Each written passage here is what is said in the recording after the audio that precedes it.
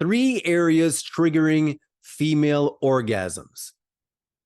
Okay, so there's a lot of things in here. I wrote a lot of notes, but I've touched on this in a lot of other videos, but let's do it again here. So 3 areas triggering female orgasms. First of all orgasms ultimately are here, because wherever you're feeling it, it's here that you're interpreting it in the mind. Again, as I said, maybe the heart if you're connecting orgasms and love, sex and love. But let's just focus on this vagina, cervix, clitoris. So it's kind of outside, a little bit inside, farther inside. That's what we're talking about here. Most women prefer clitoral stimulation. Some women, that's the only way that they ever achieve what they're labeling as orgasm. So there could be many more, because it's ultimately happening here, some decision we have. There could be many more places for orgasms, maybe infinite.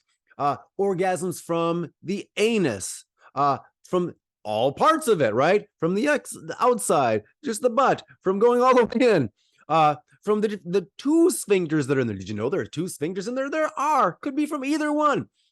From the nipples, from your neck, from your ear, from the back of the knee, from the feet, from kissing, from the head, anywhere. List some that, if you're so bold, list some women that you've experienced orgasms from, or what you're labeling as orgasms. It's infinite, again, because it's in the mind. And we get into things like kinks. It might happen even before you're touched, because you've built up this thing that just thinking about it or seeing it or hearing it or whatever can cause orgasms or orgasm-like feelings for you. So again, as I'm looking at my notes, so why is there a difference? Well, is there a difference? If it's, if we talk about those 3 that I started with the vagina, the vagina, the cervix, and the clitoris, those 3 types. If there is a difference at all, it could be structural, even though it ultimately is the decision is registering here, the pleasure is registering here. Maybe it's structural as far as why some women prefer those 3 areas. It could be differences in receptors. That's why it's structural. They just have more receptors in some areas as opposed to others. Maybe for some women, the clitoris is so sensitive, it's too sensitive to touch, so that they can only experience it in areas that are less sensitive, vaginal, cervical, whatever. So that's why they're doing that. Maybe it's cultural, that they think it has to be from the vagina or the cervix. It has to be from penetration, and they've decided at a cultural decision-making level that it has to be a certain way. Maybe it's a physiological change or a psychological change, right?